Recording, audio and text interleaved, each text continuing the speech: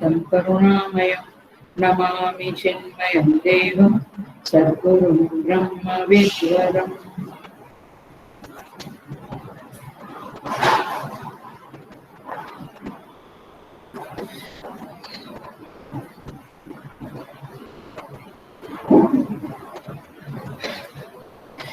Okay, so welcome all sadhakas in this online Sweta satsang with great love and great respect.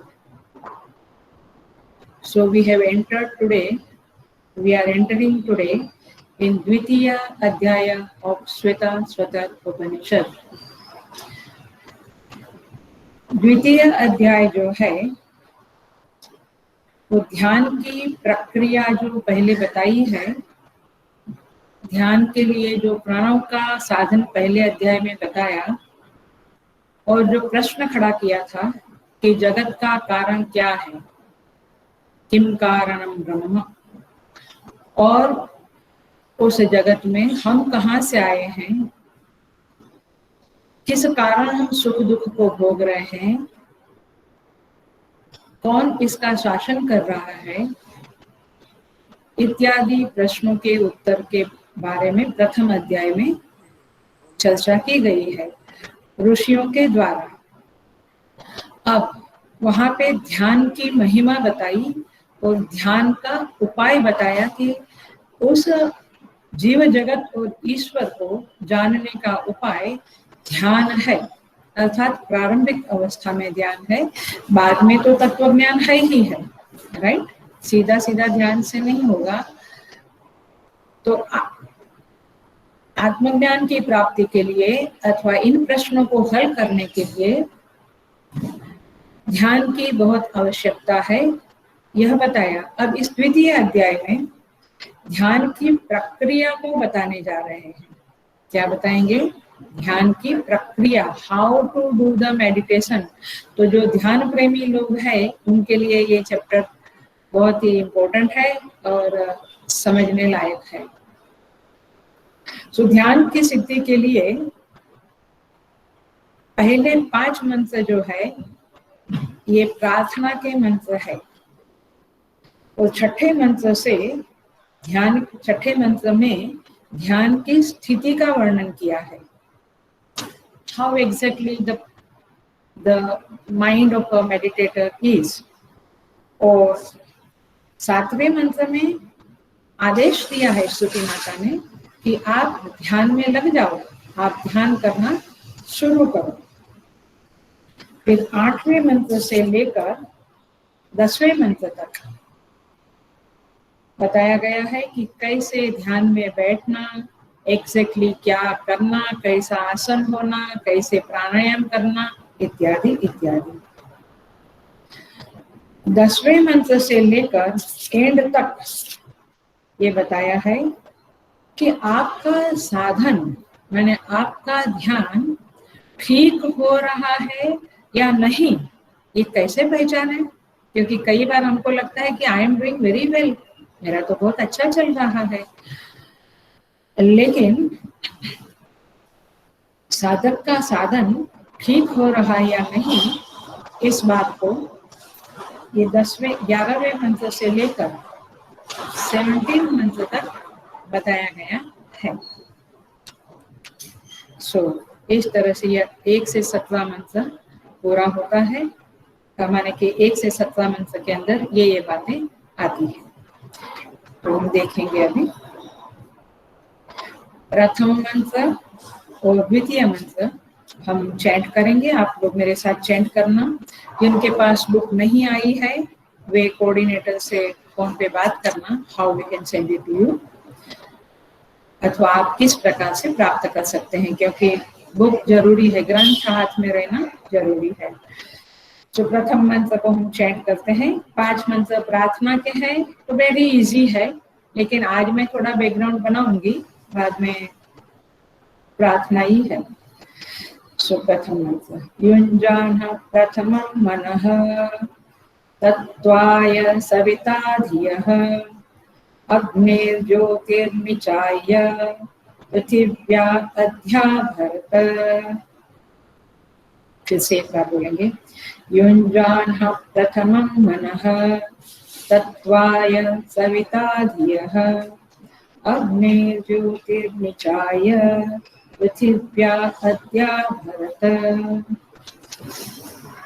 दूसरा मंत्र है युक्तेन मनसा वयं देवस्य सवितुः सवे स्वर्गेयाय सत्या। मैं पुनः बोलती हूँ। युक्तेन मनसा वयं देवस्य सवितुः सवे सुवर्गेयाय शक्त्या। दो मंत्र है, ट्राई करेंगे आज करने के लिए। यहाँ पे कहते हैं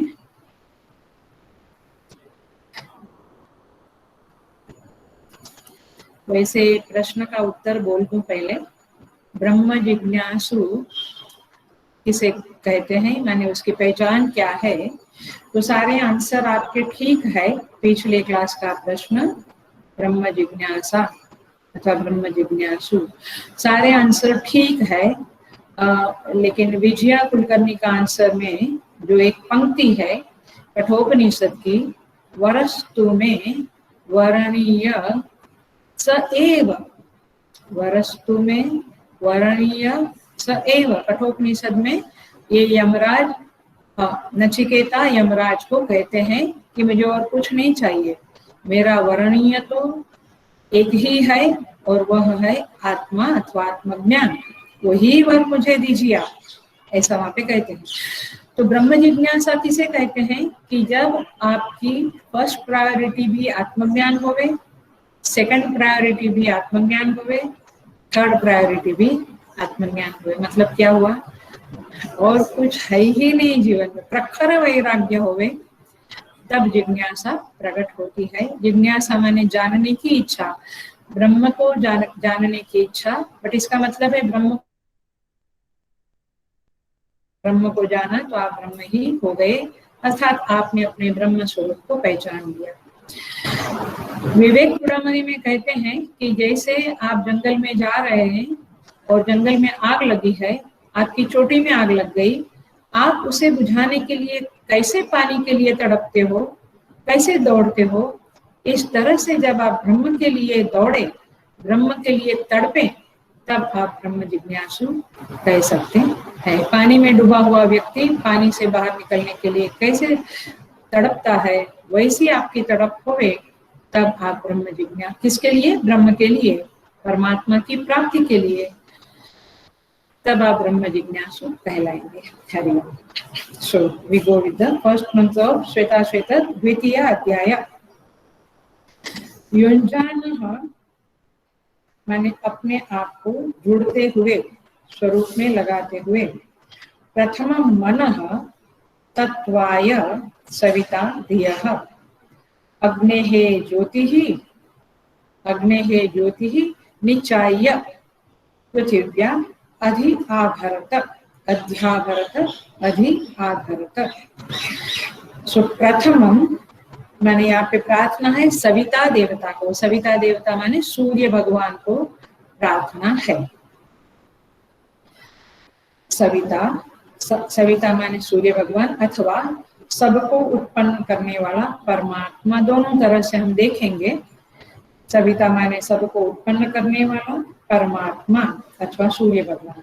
हे सविता, प्रथमम पहले, मनः धियः हमारे मन और हमारी बुद्धि को, तत्वाय तत्व की प्राप्ति के लिए। ये सविता देवता हमारे मन को और हमारी बुद्धि को तत्वाय तत्व की प्राप्ति के लिए, युञ्जानः अपने स्वरूप में जुड़ते हुए, लगाते हुए, अग्नेः ज्योतिः, जरा समझ लेना ये। ऐसे तो अग्नि की ज्योति शब्द का अर्थ होता है, लेकिन समझे अग्नि शब्द का अर्थ है अग्नि आदि इंद्रिय अभिमानी देवतागण, अग्नि, वायु एक्सेट्रा जो देवतागण है, वे सभी देवताओं की ज्योति। ज्योति माने, अटेंशन से सुनना, ज्योति माने प्रकाशन सामर्थ्य। ज्योति माने क्या? प्रकाशन सामर्थ्य माने प्रकाशित करने का सामर्थ्य। आप आंख से रूप देख सकते हैं, आप आंख से ये हॉल देख सकते हैं, मंदिर देख सकते हैं, तो आपकी आंख में ये देखने की सामर्थ्य शक्ति किसने दी? तो चक्षु के देवता ने दी। मैं प्रवचन कर रही हूँ, आप मुझे सुन रहे हैं, किसने दिया कान में सामर्थ्य? श्रोत्र में, श्रोत्र के देवता ने। तो अग्नि शब्द का अर्थ है उपलक्षणा से सभी इंद्रियों के देवता ले लेना है। तो अग्नि आदि इंद्रिय अभिमानी देवताओं की ज्योति माने प्रकाशन सामर्थ्य को निचाय्य, निचाय्य माने अवलोकन करके अथवा हटा करके, अवलोकन करके अथवा हटा करके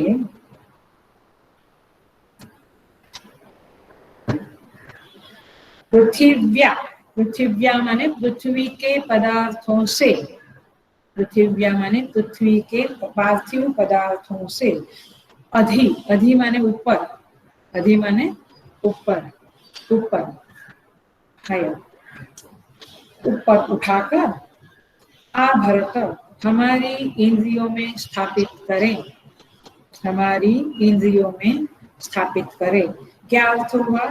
हे सविता देवता, आप मेरे मन को और मेरी बुद्धि को तत्व की प्राप्ति के लिए अपने स्वरूप में लगाते हुए अग्नि आदि देवताओं की जो ज्योति है, प्रकाशन सामर्थ्य है, उसको बाहर के पदार्थों से हटाकर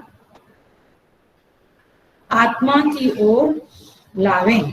समझ में आ रहा है? अथवा आत्मा इंद्रियों में वो प्रकाशन सामर्थ्य जो बाहर बह रहा है वो इंद्रियों में स्थापित करे, ताकि, अब मैं एक्स्ट्रा बोल रही हूँ, मंत्र में नहीं है, ताकि वो जो इंद्रियों में प्रकाशन सामर्थ्य है वो हम उसका हम आत्मा की तरफ ले जाने में प्रयोग कर सके। आया ख्याल में? मैं बाहर कुछ खर्चा कर रही हूँ तो वो खर्चा मैं ना करूँ तो मुझे घर में कुछ और चाहिए, उसके लिए मैं कर सकती हूँ। Right, this is very clear.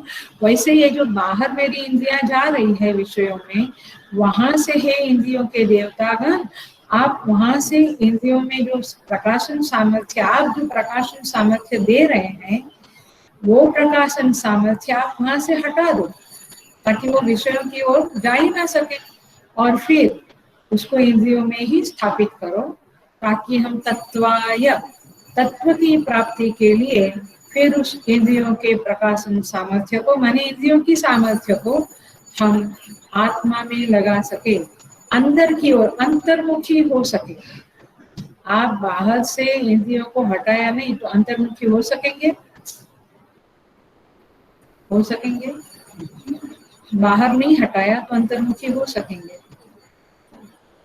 बाहर इंद्रियां गई तो अंदर कैसे अंतर्मुखी हुए? अंतर्मुखी माने इंट्रोवर्ट। आपकी इंद्रियां बाहर गई तो आप इंट्रोवर्ट हो सकेंगे? हाँ, तो हाँ क्या कहते हैं, तो अंदर अंदर की ओर नहीं ले जा सकते हैं। तो इसलिए क्या प्रार्थना है? Very simple prayer. क्या है? बाहर से इंद्रियों को हटाओ और अंदर अंतरात्मा की ओर ले जाओ। वेरी सिंपल, सिंपल प्रार्थना है। ओके, अभी हम देखते हैं कि कैसे हम इसको समझे। सो मूल बात यही है, एकदम और भी योग की परिभाषा में बोलूं तो बात ये है कि मन का निरोध करें। हे प्रभु, आप हमें, हे सविता देवता, आप हमें मन का निरोध करने में सहाय करें। बस, वेरी सिंपल। सो ये है आपकी प्रार्थना। दूसरा भी देख लेते हैं। युक्तेन मनसा वयम देवस्य सवितु सवे। वयम माने हम लोग, सवितु माने सबको उत्पन्न करने वाले भगवान परमात्मा, देवस्य परम देव परमेश्वर की, सवे, सवे माने आराधना के लिए, युक्तेन मनसा मन को लगाते हुए, उनकी आराधना के लिए मन को लगाते हुए, शक्त्या पूरी शक्ति से, सुवर्गेयाय सुवर्ग माने स्वर्ग अथवा परमानंद की प्राप्ति। तो परमानंद की प्राप्ति के लिए प्रयत्न करें। सिंपल ऐसा है कि हे परमदेव, आपकी आराधना हम करते हैं, हम करें, लेकिन उसके लिए हमने मन को भी लगाया है, हम लगाने की कोशिश कर रहे हैं। तो उस मन को अब हम क्लियरली आपसे प्रार्थना करते हैं, उस मन को हम परमानंद, परम आनंद की प्राप्ति के लिए लगावें और उसके लिए हम प्रयत्न करें। तो पहले मंत्र में कहा कि बाहर से हटा के इंद्रियों में स्थापित करें उस प्रकाशन को। अब दूसरे में कहते हैं कि जो प्रकाश हमारी इंद्रियों में बैठा है, जो बाहर बाहर नहीं जा रहा है, उस प्रकाश को हम परमात्मा की प्राप्ति के लिए, परम आनंद की सुवर्गीय परम आनंद की प्राप्ति में लगावे। I should invest that energy into the self-realization, the efforts, the sadhana for self-realization. Very clear? पहले क्या कहा? बाहर इंद्रियों में चला न जावे, इंद्रियों का प्रकाशन, इंद्रियों की शक्ति बाहर के विषयों में न जावे। दूसरे मंत्र में कहा वो जो इंद्रियों की शक्ति जो बची है वह हमारे आत्म प्राप्ति के लिए, परमात्मा की प्राप्ति के लिए हम लगाने का प्रयत्न करें। तो ये है आपकी प्रेयर, और इस प्रेयर को अब हम थोड़ा सा समझेंगे।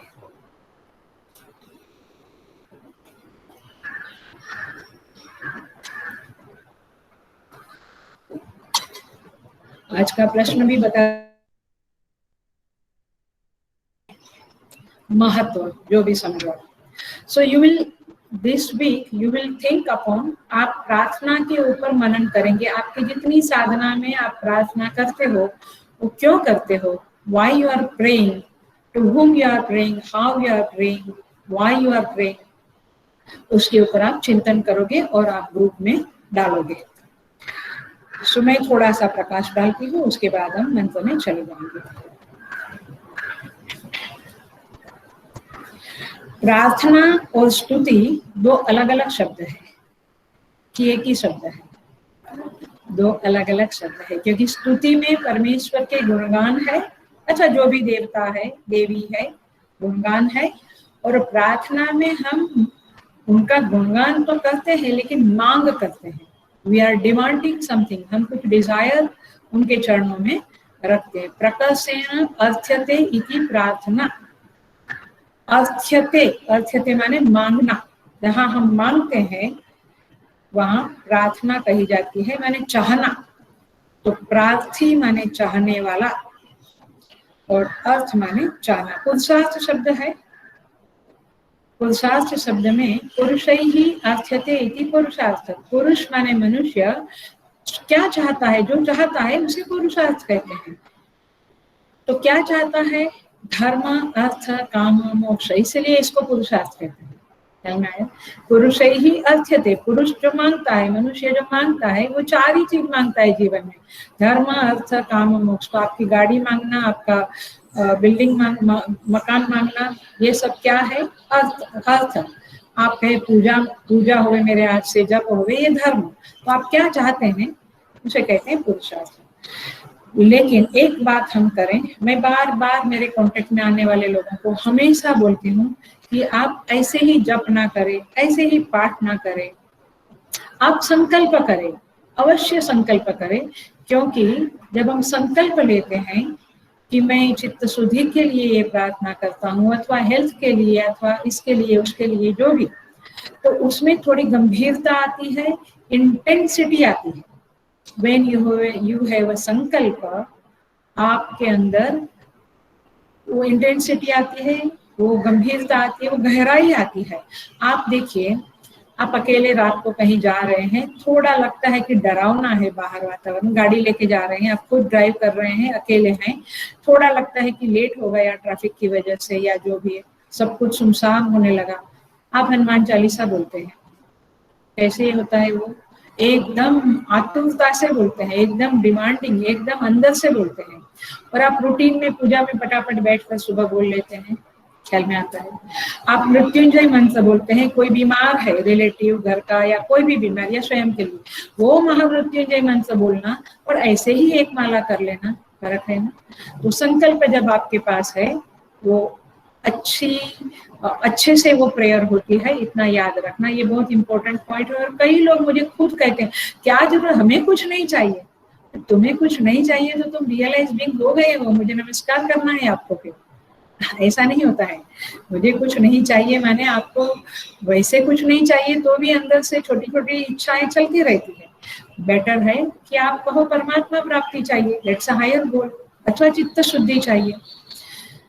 संकल्प इज अ मस्ट। तो प्रार्थना में सिंसियरिटी लानी है, डेप्थ लानी है, सीरियसनेस लानी है, इंटेंसिटी लानी है, तो संकल्प करके प्रार्थना करें। तो इसीलिए यहाँ पे जो मंत्र है वो संकल्प का मंत्र है कि हे प्रभु, आप हमारी इंद्रियों को बाहर के विषय से वापस लौटा दो और अंतर्मुख कर दो।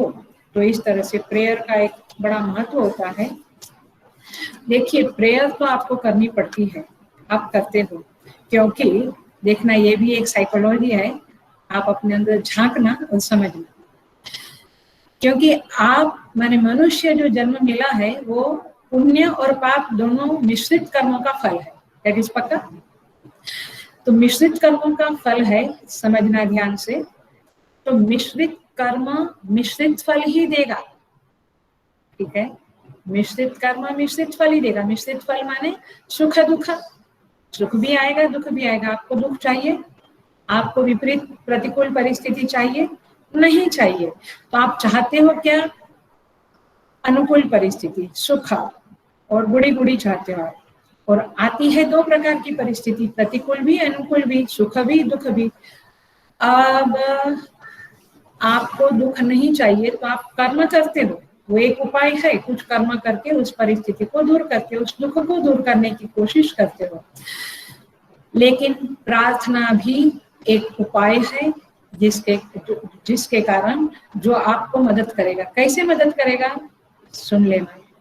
परिस्थिति तो आएगी, आपके मिश्रित कर्म के फलस्वरूप मिश्रित परिस्थिति आएगी, दैट इज 110% पक्का। लेकिन जब आपकी प्रार्थना होती है तो उस परिस्थिति को सही ढंग से देखने का, ठीक तरह से देखने का नजरिया भगवान आपको देते हैं। समझ में आ रहा है? उस परिस्थिति को सही रूप में देखने का, स्वस्थी रूप में देखने का, कल्याण रूप में कि ये परिस्थिति मेरा कल्याण करेगी, ऐसे देखने की दृष्टि आपको प्रार्थना के द्वारा मिलेगी। ये नंबर 1 में आगे और भी 2-4 पॉइंट बोलती हूँ। तो इस तरह से आपको प्रार्थना से वो दृष्टि मिलती है। और दूसरी बात है, आप हायर सत्ता से जुड़ जाते हो। जब हम अपने से थोड़े बड़े से जुड़ते हैं तो हमें एक ताकत आ जाती है, राइट। तो परमात्मा से आप जुड़ते हो तो आप में एक बल आता है और आपकी जो परिस्थिति है वो आपके आत्मबल के सामने छोटी हो जाती है। इसीलिए प्रार्थना का ये फल है, अथवा प्रार्थना के पीछे ये नजरिया है, ये आपको जरूर होना चाहिए। और देखिए, तो प्रेयर इज अ मस्ट। कई लोग कहते हैं हम क्यों प्रेयर करें, हमारे पास, हमें जो परिस्थिति हम सहेंगे। आप अपने बल पे सहो, लेकिन आपका अनुभव है कि मेरा दोस्त मेरे से पढ़ाई में बेटर है तो मैं उसके साथ दोस्ती करता हूँ और उसके साथ पढ़ने बैठता था, राइट, क्योंकि मुझे उसके साथ बैठने से थोड़ा और अच्छा होता था। तो ये ह्यूमन साइकोलॉजी है। तो हायर सत्ता के साथ जुड़ना, इसी का नाम प्रेयर है और क्या प्रार्थना है। तो इसीलिए केवल कर्म से जो परिस्थिति आती है वो ठीक तरह से हम डील नहीं कर पाते हैं। केवल कर्म से वो ठीक से नहीं चल पाता है जीवन। इसीलिए, क्योंकि उसका पीछे एक रीजन है, वो ये है कि जो अल्प होता है उसे विराट की जरूरत पड़ती है। हम अल्प है, जीव है तो ईश्वर की जरूरत पड़ती ही पड़ती है। अल्प है तो विराट की जरूरत पड़ती है। आपके नाक में जो श्वास है उसको बाहर के वायु की जरूरत पड़ती है, ठीक है। आपके अंदर स्पेस है तो बाहर के स्पेस की जरूरत पड़ती है। आप देखो, आप बिना स्पेस के 5x2 में खड़े रह जाओ, बाहर कहीं स्पेस नहीं तो कैसे जिएंगे?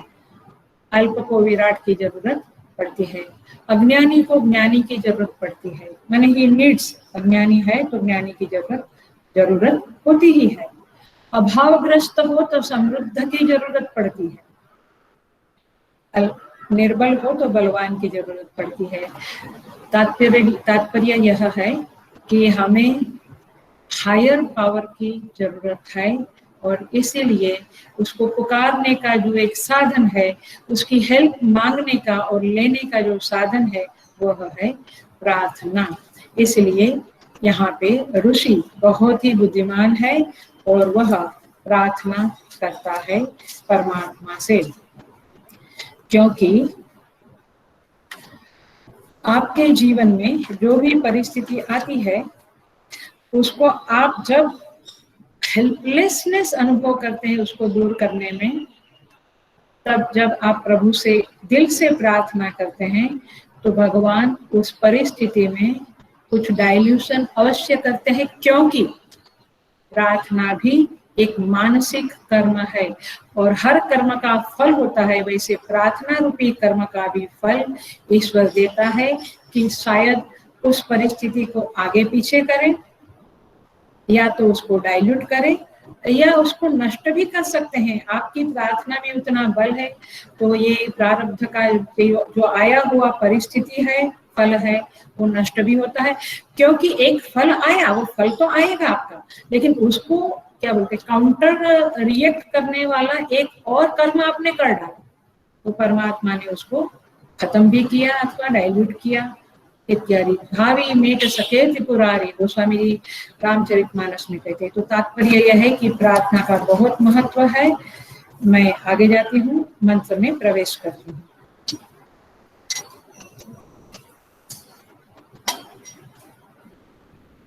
तो यहाँ पे हम थोड़ा सा देखते हैं कि क्या कहते हैं। तो द्वितीय अध्याय का प्रयोजन बहुत साफ है, क्योंकि जो लास्ट मंत्र था वो कहता था ध्यान निर्मथन अभ्यासात् देवं पश्येत् निगूढ़वत्, देवं पश्येत् निगूढ़वत्। जो छिपा हुआ देव है उसको ध्यान के अभ्यास के द्वारा देखना चाहिए, ऐसा प्रथम अध्याय में अंतिम में कहा था। तो अब कैसे देखें ध्यान के द्वारा वो बताते हैं। तो उसके लिए जो अपेक्षित साधन है उसका विधान करने के लिए ये द्वितीय अध्याय प्रारंभ होता है। तो सबसे पहला शब्द है युञ्जानः प्रथमं मनः धियः सविता। हे सविता देवता, आप मेरे मन और बुद्धि को स्वरूप में लगावें। उसके लिए क्या करें? अग्नि ज्योति ही, अग्नि की जो ज्योति है, माने अग्नि आदि जो देवता है जो हमारी इंद्रियों में देखने का, सुनने का, गंध लेने का सामर्थ्य प्रदान करते हैं। हे भगवान, अब मैं सभी तो देवता को परमेश्वर के रूप में कहती हूँ। हम देखेंगे क्यों उन्हें परमेश्वर भी कहा जाता है, इसका बड़ा सटीक और बड़ा गहन लॉजिक है जो मैं थोड़ी देर में पेश करूंगी आपके सामने। तो हे परमात्मा, आप सभी देवताओं से आज्ञा दीजिए, आदेश दीजिए कि वे मेरी इंद्रियां जो बाहर जा रही है, उसका प्रकाश जो बाहर की ओर विषयों की ओर दौड़ रहा है, वहां से उसे हटावें और इंद्रियों में ही रखें, सामर्थ्य इंद्रियों में ही रहे। आप समझो, आपने बहुत गॉसिप किया, बहुत कान से सुना है, फिर आप स्टडी करने बैठो, कैसा होगा? और आप सुबह उठ के फ्रेश होके थोड़ा भगवान का नाम लेके फिर स्वाध्याय करने बैठो शास्त्र का, फर्क में क्यों? क्योंकि आपने गॉसिप करने में, टीवी देखने में, मैंने चक्षु, श्रोत्र सब इंद्रियों का ह्रास कर डाला, उसकी शक्ति को खत्म कर डाला। अब आपके पास कुछ बचा नहीं। तो ये साधक कहते हैं कि हमारी इंद्रियों को बाहर से निकालो। तो कितनी इंद्रियां हैं, कैसी है इंद्रियां? तो वेदों में कहते हैं, ऐतरेय उपनिषद में कहते हैं, अग्निर्वाग् भूत्वा मुखं प्राविशत, वायु प्राणो भूत्वा नासिके प्राविशत, आदित्यश्चक्षुर्भूत्वा अक्षिणी प्राविशत, विषश्रोत्रं भूत्वा कर्णे प्राविशत औषधी वनस्पतयो लोमानि भूत्वा त्वचं प्राविशत चन्द्रमा मनो भूत्वा हृदयं प्राविशत मृत्यु अपानो भूत्वा नाभिं प्राविशत आपो रेतो भूत्वा शिश्नं प्राविशत।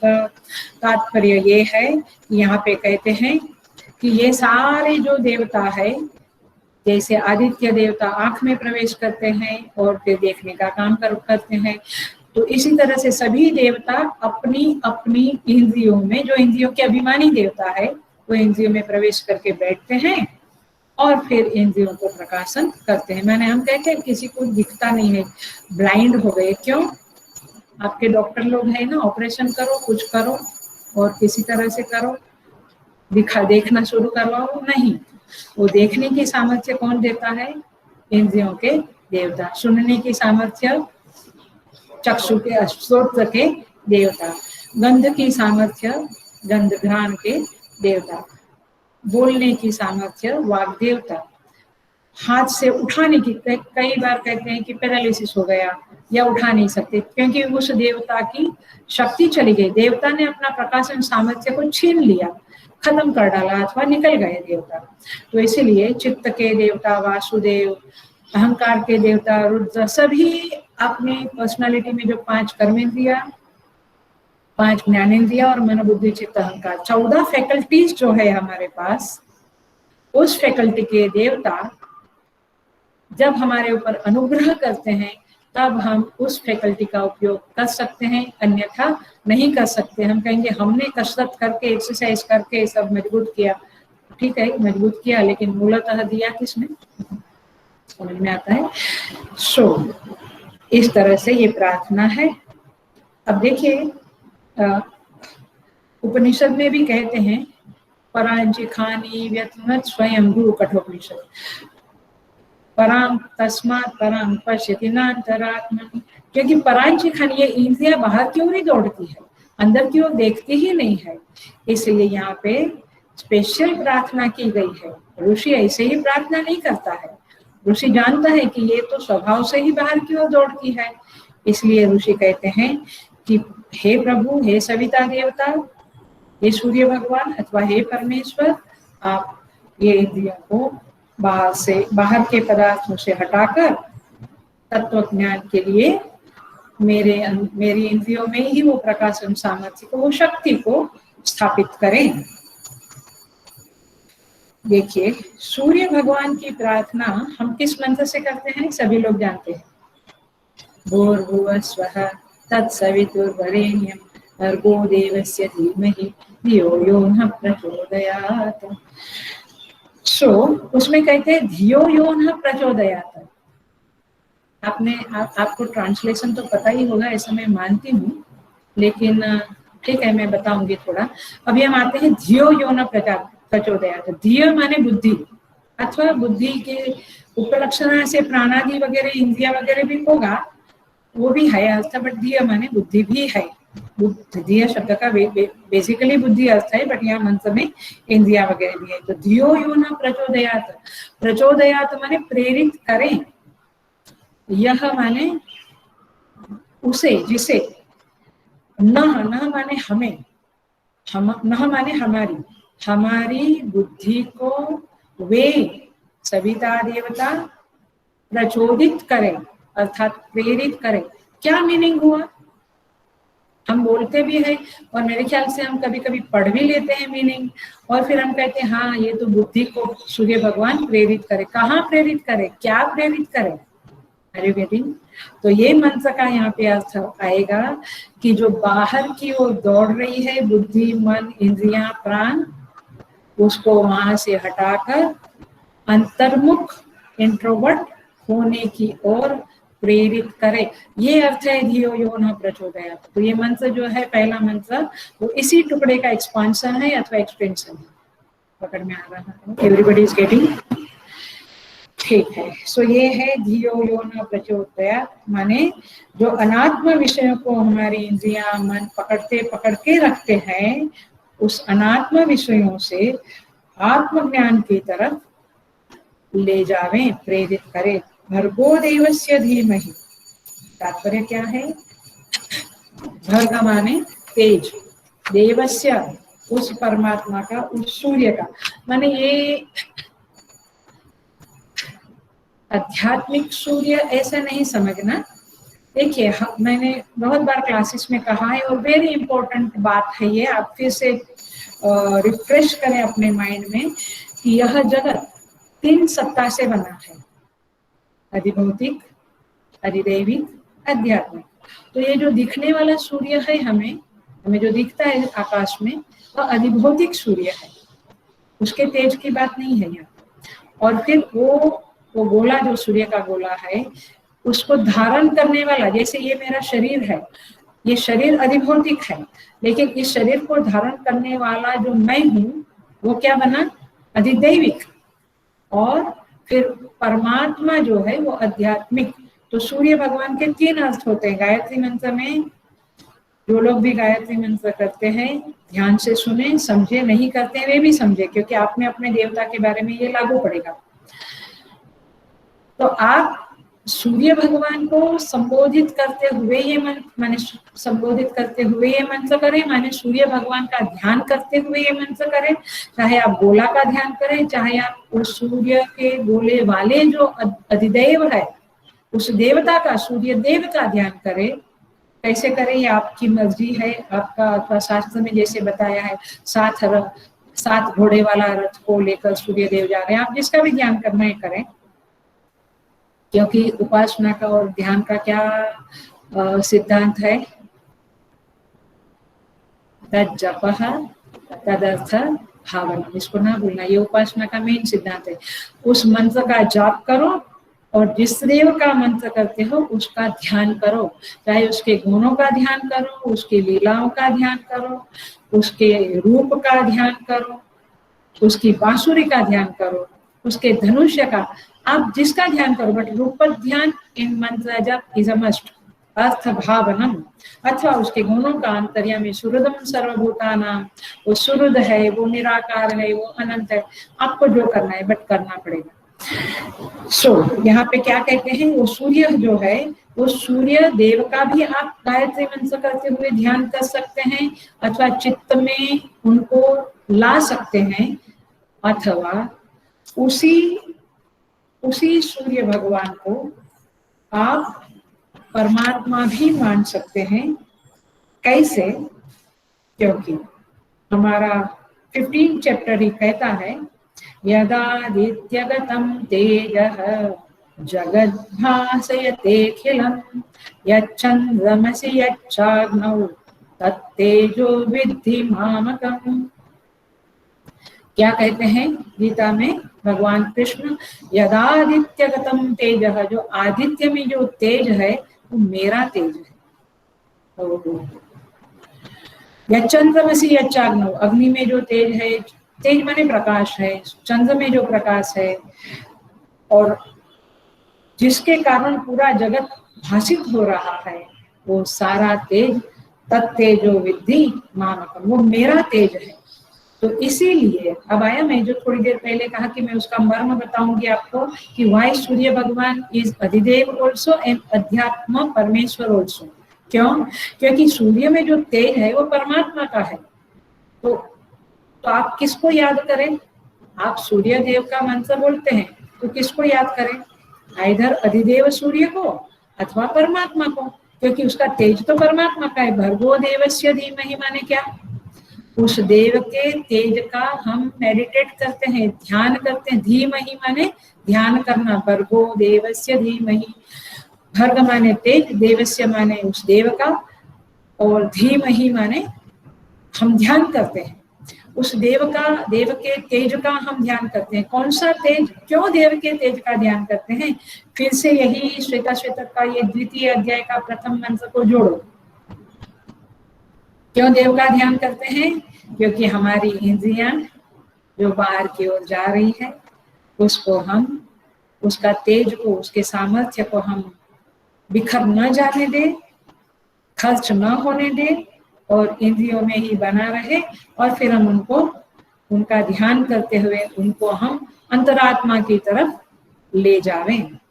माने उस तेज का हम उपयोग करें अंतरात्मा की ओर जाने के लिए, इंट्रोवर्ट होने के लिए। सो भर्गो देवस्य धीमहि में ध्यान रखें आप, वो देव जो है वो सूर्य देव भी है और परमेश्वर भी है।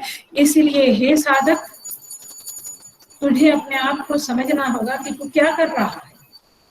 गायत्री मंत्र जप करने वाले साधक को ध्यान दे, आप क्या कर रहे हैं। आप मंत्र जप तो सूर्य का कर रहे हैं, सूर्य गायत्री कर रहे हैं, जिसको ब्रह्म गायत्री भी कहते हैं, लेकिन आप ध्यान किसका कर रहे हैं। नहीं, हम तो मॉल का ध्यान कर रहे हैं, हम तो शेयर मार्केट का ध्यान नहीं। आपको किसका ध्यान करना है, सूर्य देव का और परमात्मा का। लेकिन शास्त्रों में बातें आती है, जैसे आपका बाय 1 गेट 1 फ्री है ना, ऐसा ही आप सूर्य देव का ध्यान, आपको ध्यान करना ही है, तो आप सूर्य देव का ध्यान करो या परमात्मा का, किसका बेटर है। आप सब जानते हैं अच्छी तरह से किसका, कहाँ आपको ज्यादा लाभ है, परमात्मा में। तो करो ना, बुद्धि चलाओ ना। वाई यू आर यूजिंग, माने कम पैसे में ज्यादा मिलता है, कम समय, कम जप एंड बेटर अचीवमेंट। तो इसलिए सूर्य देव का भी कर सकते हैं, आप जो माने हो, आखिर में जैसी हमारी समझ है उसके मुताबिक फल मिलने वाला है। सो ये है आपका, तो गायत्री माने ये गायत्री मंत्र जो है, भूर्भुवः स्वः तत्सवितुर्वरेण्यम। भूर्भुवः स्वः ये 3 व्याहृति है, तत्सवितुः वरेण्यम, हम उस सविता देवता का वरण करते हैं। वरण करते हैं माने हम उन्हीं को चाहते हैं, हम उन्हीं की आराधना करते हैं, वे पूजनीय है। तत्सवितुर, अगेन सवितुर माने परमात्मा भी और सूर्य देव भी। तत्सवितुर्वरेण्यम भर्गो देवस्य धीमहि, हम उनके तेज का ध्यान करते हैं। भर्गो देवस्य धीमहि धियो यो न प्रचोदयात्, वे हमारी बुद्धि को प्रेरित करे, अर्थात हमारी इंद्रियों को बाहर की ओर बिखरने से बचा ले और अंतरात्मा की ओर ले जाने के लिए प्रेरित करे। This is the understanding of Gayatri मंत्र। हेलो, हम लोग ट्रांसलेशन तो कर लेते थे, सीख लेते थे, समझ भी लेते थे, लेकिन इसका अंडरस्टैंडिंग बिल्कुल श्वेता श्वेतर के पहले मंत्र के साथ साथ जाता है। आया पकड़ में आ रहा है। मंत्र का शब्द फर्क है, ये गायत्री बोलेंगे, इसको सूर्य गायत्री बोलेंगे अथवा ब्रह्म गायत्री बोलेंगे। क्योंकि क्यों ब्रह्म गायत्री बोलेंगे, क्योंकि गीता में भगवान क्या कहते हैं, 10th चैप्टर में, बृहत् साम तथा साम्नां गायत्री छन्दसामहं मासानां मार्गशीर्षोऽहं ऋतूनां कुसुमाकरः। भगवान कहते हैं कि सामनां माने सामवेद में मैं गायत्री हूँ, गायत्री छंदसाम कहा माने वेदों में मैं गायत्री हूँ। तात्पर्य ये है कि ये जो छंद का अर्थ होता है वेद, छंदस माने वेद, वेदों में मैं गायत्री हूँ। तो इस तरह से यहाँ पे गायत्री माता को भगवान कहते हैं मेरा स्वरूप है, इसलिए सूर्य भगवान भी भगवान का स्वरूप। मैंने 2 श्लोक गीता का बोल के why Surya should be worshipped as a परमात्मा, इसका एक लॉजिक दिया आपको, आप समझ लेना। तो गायत्री मंत्र में भी भगवान सूर्य की प्रार्थना है, क्योंकि गायत्री समस्त वेदों का सार है और इसलिए भगवान ने गायत्री छंदसाम अहम कहा है। और भगवान कहते गायनाथ गायते गायत्री, जो उसका जप करने से हमारा रक्षण करे उसे गायत्री कहते हैं, माने काम करते हैं, रक्षण करते हैं। और कहते हैं गायत्री छंदसा मातर ब्रह्म योनि नमोस्तुते, गायत्री को ब्रह्म योनि कहा है। क्यों? क्योंकि ब्रह्मा उस गायत्री मंत्र को यदि परमात्मा समझकर जप किया, उस सूर्य एक सिंबल है, सिंबलिज्म है, लेकिन वो किसका सिंबल है? जैसे हमारे मंदिर में श्री कृष्ण की मूर्ति है, तो किसका विग्रह है, वो किसका सिंबलिज्म है? श्री कृष्ण का। वैसे सूर्य जो दिखने वाला सूर्य है, वो जो सूर्य भगवान है, वो बेसिकली परमात्मा का सिंबलिज्म है। इस तरह से अंडरस्टैंडिंग करते हुए गायत्री मंत्र का जप करें तो ब्रह्म योनि नमोस्तुते, तो गायत्री क्या है? ब्रह्म की योनि है, उसी जप करने से ब्रह्म की प्राप्ति हो सकती है। तो इस तरह से गायत्री मंत्र के बारे में कहते हैं। तो ये ब्रह्म गायत्री है और इसका मुख्य काम क्या है गायत्री का, क्योंकि तेज का ध्यान करना माने और धियो यो न प्रचोदयात् माने इंद्रियां जो बाहर जा रही है वो अंदर की ओर आवे, इंद्रियों का तेज जो बाहर की ओर जा रहा है विषयों की ओर लौकिक में वो वापस आवे, इंद्रियों में स्थिर रहे और फिर अंतरात्मा की ओर उसको लगावे। तो क्या होगा इस प्रक्रिया में? पापों का नाश होगा, क्योंकि विषयों में जब जब इंद्रियां जाती है कुछ ना कुछ पाप होता है, देखने से, सुनने से, बोलने से कुछ ना कुछ हो ही जाता है। हाथ से कुछ होता है, पैर से हम चलते हैं तो मूंगी मरती है माने चींटी एंड अथवा कुछ पैर के नीचे जाता है जीव जंतु। तो तात्पर्य यह है कि हमारे से पाप होता है लौकिक में जाते हैं। तो इसलिए ये मंत्र के द्वारा फल क्या होगा? पाप नाश, आपके पाप का नाश होगा, आपके मन की कलुषितता का नाश होगा, क्योंकि मन जो विषयों से कलुषित हुआ है वो धुल जाएगा, निर्मल होगा। तो इसलिए इस मंत्र का इस तरह से बहुत महत्व है। और एक बात बता के फिर हम आगे जाते हैं। देवी भागवत जो हमारा हिंदू ग्रंथों में प्रसिद्ध है पुराण, देवी भागवत में 3 शक्ति के बारे में बताया है, ब्राह्मी शक्ति, वैष्णवी शक्ति और रौद्री शक्ति। ब्राह्मी शक्ति किसकी है? ब्रह्मा जी की। वैष्णवी शक्ति विष्णु भगवान की, रौद्री शक्ति रुद्र भगवान की। तो तीनों शक्ति का समन्वय एक गायत्री में माना है। माना कि गायत्री मंत्र जो ब्लेसेड हुआ है, आशीर्वादित है, उसमें तीनों शक्तियों का समन्वय माना है।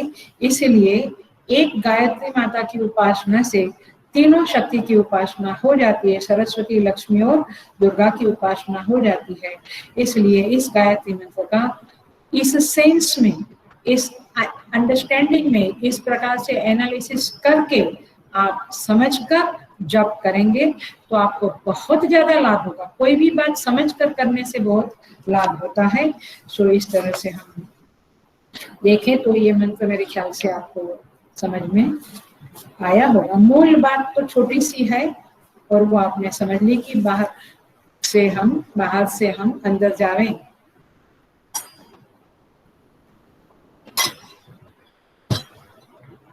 देखिए, सो मंत्र का निष्कर्ष यहाँ भाष्य में बताया है, बहुत सुंदर तरह से बताया है। आप जरूर भाष्य पढ़िएगा, मैं भाष्य को ही खोल रही हूँ। यहाँ पे कहते हैं, मंत्र निष्कर्ष में कहते हैं कि जिसकी कृपा से योग की प्राप्ति होती है वे सविता देवता ज्ञान में प्रवृत्त करते हुए मेरे मन को बाह्य विषयों के प्रकाशन से रोककर परमात्मा में लगाने के लिए इंद्रिय अनुग्रह अग्नि आदि देवताओं की जो समस्त वस्तुओं को प्रकाशित करने की सामर्थ्य है, उन सबको हमारी वागादि इंद्रियों में स्थापित करें। माने हे प्रभु, आप कहें, आप उन्हें कहें, इंद्रियों को आदेश दे कि वे हमारे इंद्रियों में ही वो प्रकाशन सामर्थ्य रहे, वे बाहर न जावें। आगे बढ़ते हैं। अब हम युक्तेन मनसा सेकंड मंत्र में प्रवेश करते हैं। युक्तेन मनसा वयं देवस्य सवितु सवे सुवर्गेयाय शक्या। इसका अर्थ ये है कि वयम सवितु सवे, हम लोग सवितु देवता की आराधना के लिए, सवे माने आराधना के लिए अथवा अनुज्ञा लेकर, दोनों एक ही है। युक्तेन मनसा, जो मन हमारा थोड़ा युक्त हुआ है, योग्य हुआ है, उसके द्वारा सुवर्गीयाय शक्त्या, हमारी शक्ति के अनुसार, सामर्थ्य के अनुसार, पूर्ण सामर्थ्य के अनुसार हम सुवर्गीयाय माने स्वर्ग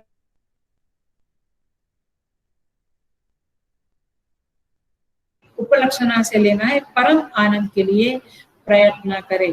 अब हम हमारी इंद्रियों में जो सामर्थ्य आया, बाहर से लौट आई इंद्रियां वापस, तो अब हम उस इंद्रियों को परम आनंद की प्राप्ति के लिए, परमात्मा की प्राप्ति के लिए जोड़ें।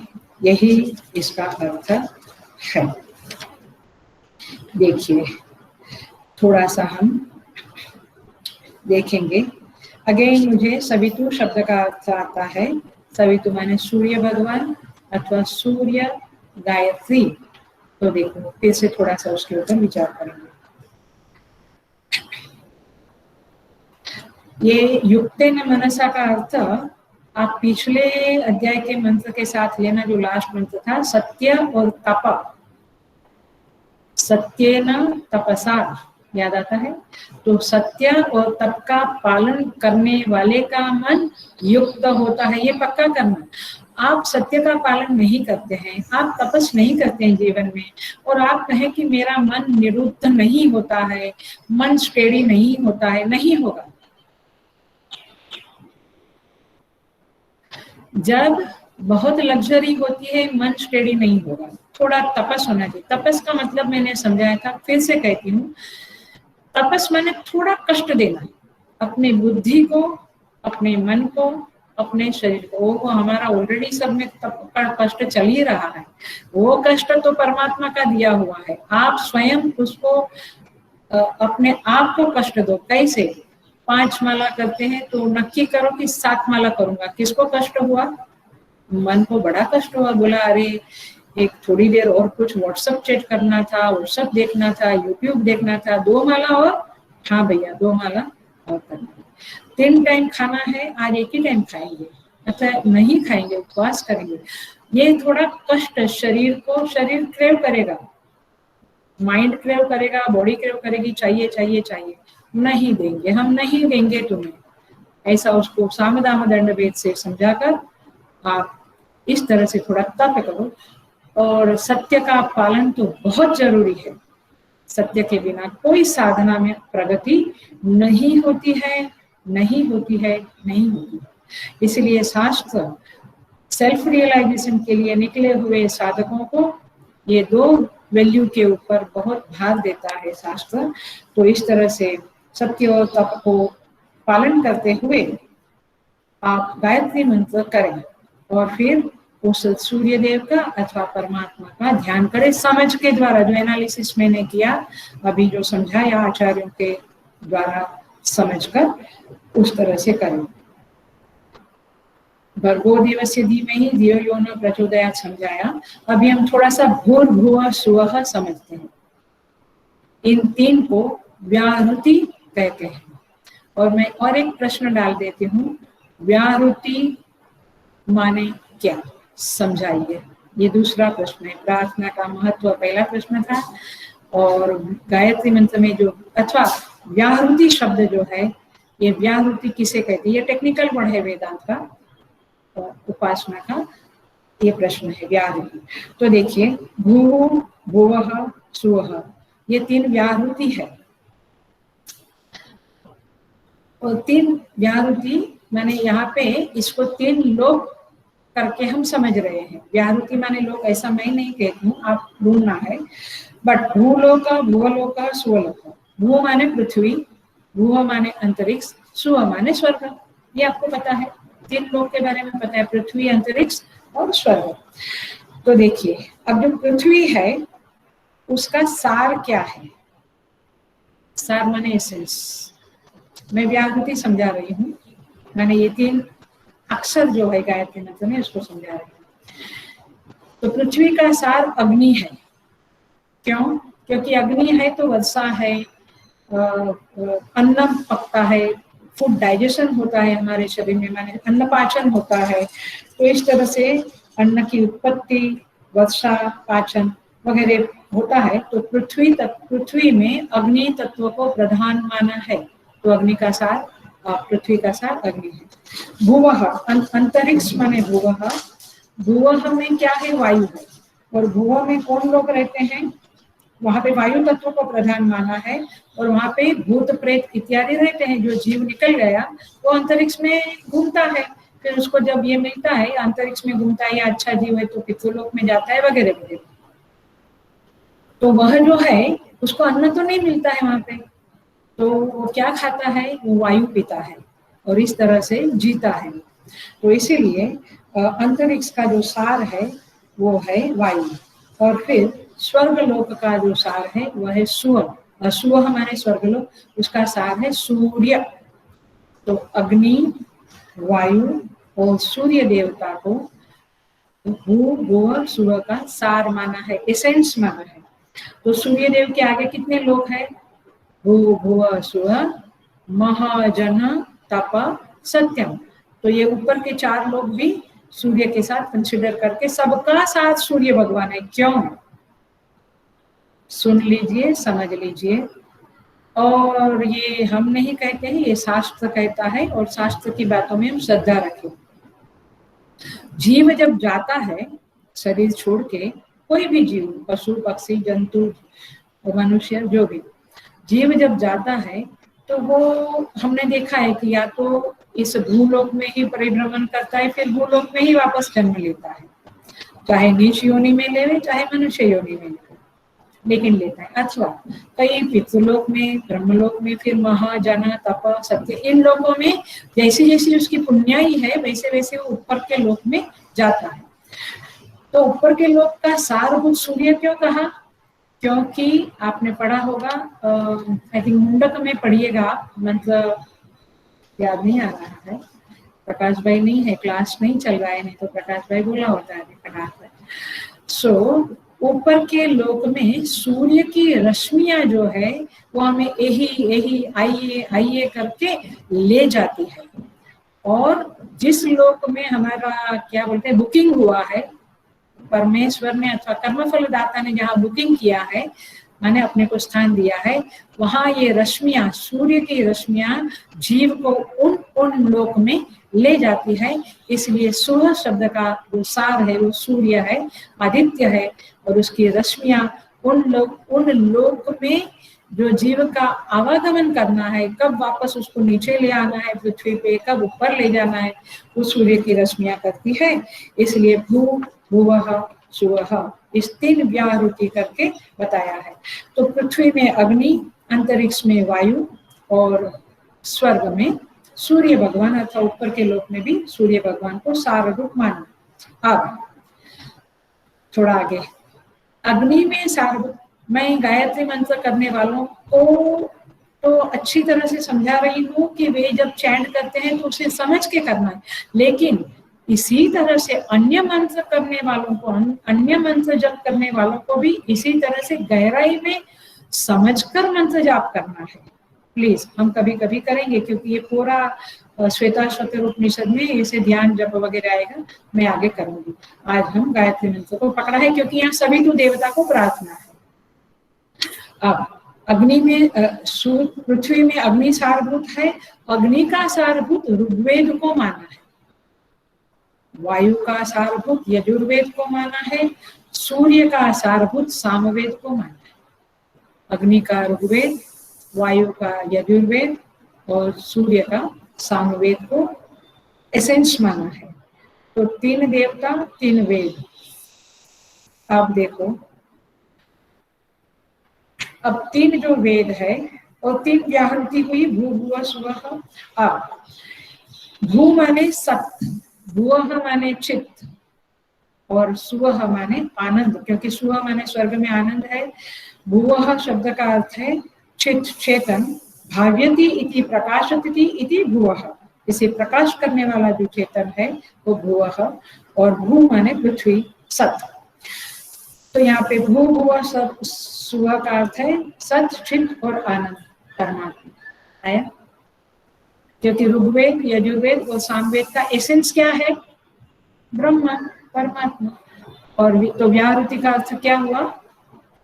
व्याहृति, ये 3 व्याहृति है, उसका अर्थ क्या हुआ? भू भुव सुवः माने आप सच्चित आनंद परमात्मा का स्मरण कर रहे हो।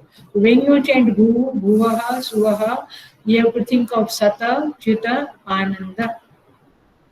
ऐसे समझ के द्वारा जब आप गायत्री मंत्र करेंगे तो आपको ये फल मिलेगा जो फल श्वेताश्वतर में ऋषि ने मांगा है कि हमारी इंद्रियों को बाहर से लौटा दो और अंतरात्मा की ओर हे प्रभु ले जाओ। Are you getting?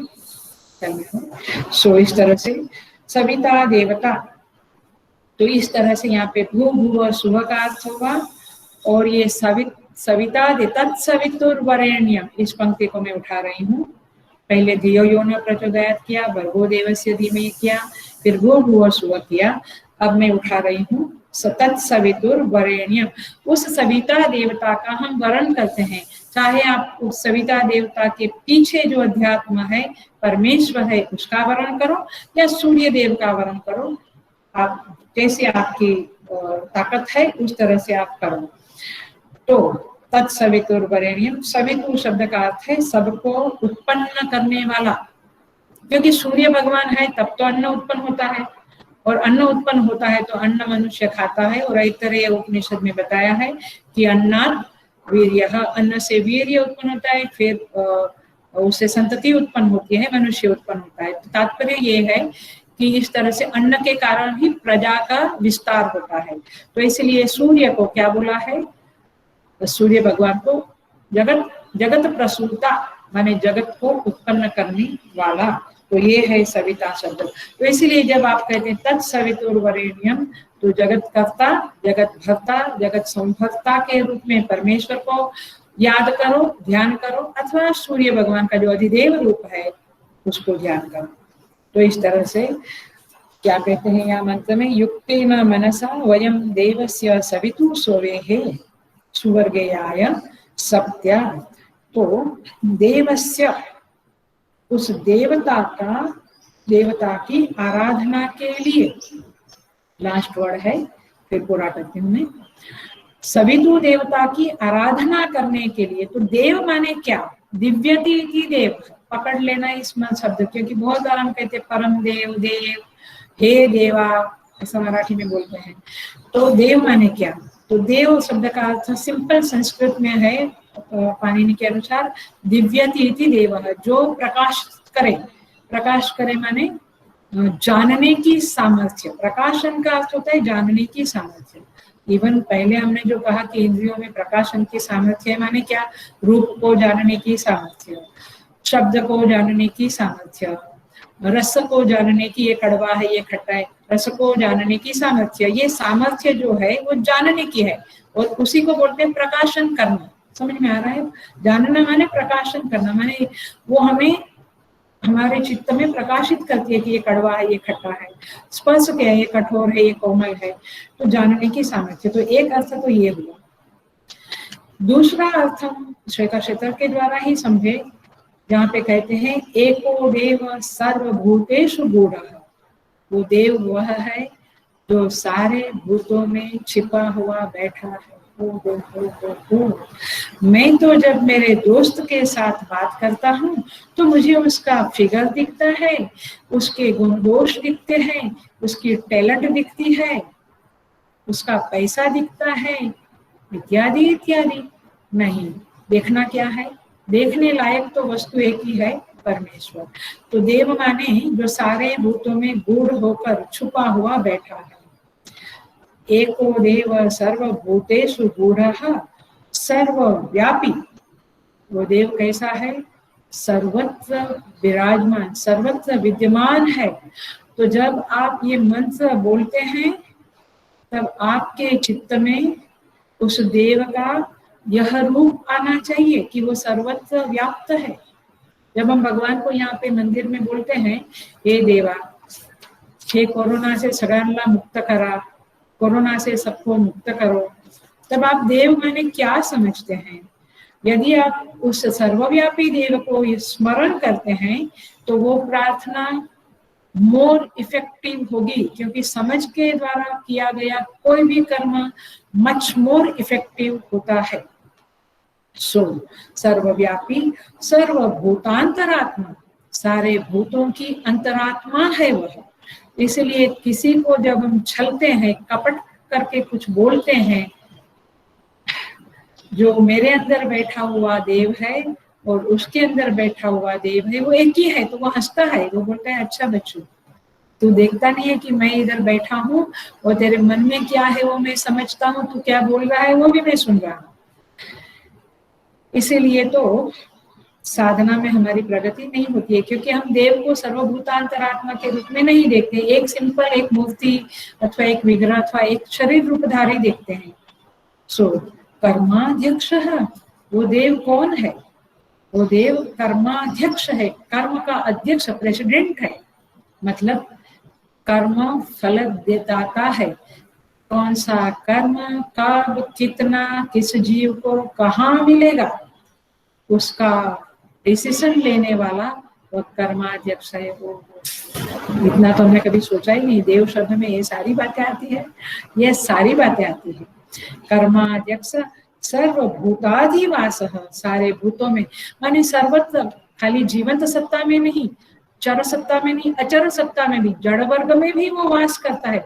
इसीलिए हमारी संस्कृति में कहा जाता है पैर से चीजों को मत हटाओ, अथवा तुलसी को भी नमन करते हैं, पर्वत को भी गिरिधरधारी बोलते हैं, पर्वत को भी नमन करते हैं, पत्थर को भी पूजते हैं। हमारे यहाँ पे शालिग्राम है, शिवलिंग है, माने लिंग।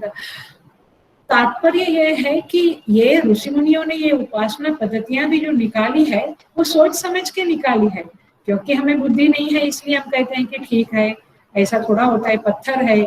आप थोड़ा डिस्क्रिमिनेशन करना सीखो। मैं कहूंगी आप जरा गहराई में जाकर देखो, डिस्क्रिमिनेशन करना, ये डिस्क्रिमिनेशन, भेद बुद्धि तो शास्त्र को मान्य ही नहीं है। शास्त्र तो अभेद बुद्धि की ही बात करता है, और इसीलिए ये सारे मंत्र इस अभेद बुद्धि को प्रकाशित करते हैं। सर्वभूतादिवास साक्षी, साक्षी माने जो अंदर बैठकर देखता है। चेता केवलो निर्गुणश्च, और है कैसा, वो निर्गुण है, लेकिन सारे गुण सारे एट्रीब्यूट्स उसके है, वो एट्रीब्यूट लेस भी है, एट्रीब्यूट वाला भी है। तो इस तरह से यह देवस्य, भर्गो देवस्य धीमहि, उस देव के तेज को हम ग्रहण करें। अब आया आपको, सूर्य देव के तेज को ग्रहण करें या ये सर्वभूतेषु सर्वव्यापी सबके हृदय में बसने वाले देव का तेज, तेज माने प्रकाश माने उसका चेतन, उस तत्व को हम ग्रहण करें, धीमहि उसका हम ध्यान करें। हम तो केवल बांसुरी और मोरपंख का ध्यान करके चुप्त हो जाते हैं, लेकिन यहाँ ऋषि कैसा गहराई में जाता है, वो कहता है कि उस सूर्य देव के भीतर जो तेज है, वो देव जो है, एको देव सर्वभूतेषु, उसके तेज को हम ध्यान करें। और वहां पे कहते हैं उस देव की आराधना के लिए हम मन को निरुद्ध करें, युक्त करें। युक्त करे माने सत्य तप इत्यादि वैल्यू से युक्त करे, उस परम तत्व से जोड़े, और पूर्ण सामर्थ्य से स्वर्गीय आया परमात्मा प्राप्ति के लिए। तो इस तरह से यह हमारी बुद्धि को सर्व शुभ कर्मों में, शुभ वाणी में, शुभ देखने में, शुभ सुनने में प्रवृत्त करे, ऐसा यहाँ पे कहा जाता है। तो इस सूर्य भगवान का यह मंत्र है, और उस तरह से परमात्मा का भी मंत्र है। आपको पता होगा कि जो पंचदशी ग्रंथ है, उसके ऑथर जो विद्यारण्य स्वामी है, उन्होंने भी गायत्री मंत्र का अनुष्ठान लिया था। करोड़ों में 24 करोड़, क्योंकि 24 अक्षर है, 24 माने 24 लेटर है, तो 24 करोड़ मंत्र का जाप किया था, तब पंचदशी कार बने, पंचदशी का ग्रंथ का गठन किया उन्होंने, उनके द्वारा पंचदशी ग्रंथ रचा गया। और ऐसे श्री राम शर्मा करके गायत्री पीठ के जो है आचार्य है, उन्होंने भी 24 करोड़, हमारे संत रामदास स्वामी, उन्होंने भी जो समर्थक स्वामी रामदास कहते हैं, उन्होंने भी 24 करोड़ जप किए हैं। माने इन लोगों ने इतने गायत्री मंत्र के जप किए हैं। कितना बोला मैंने, लाख बोला कि करोड़ बोला? और हम लोग 24 माला भी दिन में नहीं करते, हम एक माला करके संतुष्ट हो हम होते हैं। तो इसलिए ये ऐसे करते हैं।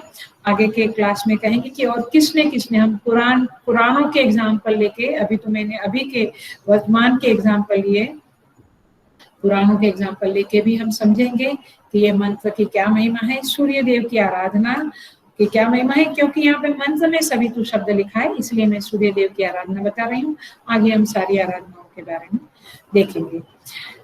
सो परमेश्वर हमें इस तरह की प्रार्थना हमारे द्वारा होवे।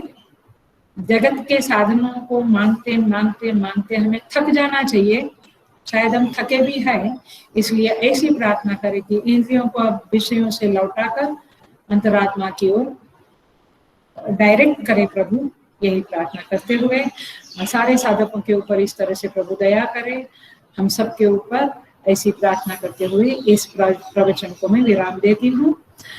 ओम पूर्णमदः पूर्णमिदं पूर्णात् पूर्णमुदच्यते पूर्णस्य पूर्णमादाय पूर्णमेवावशिष्यते।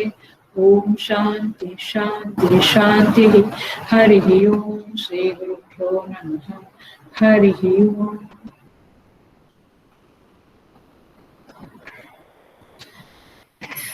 Thanks. God bless you all.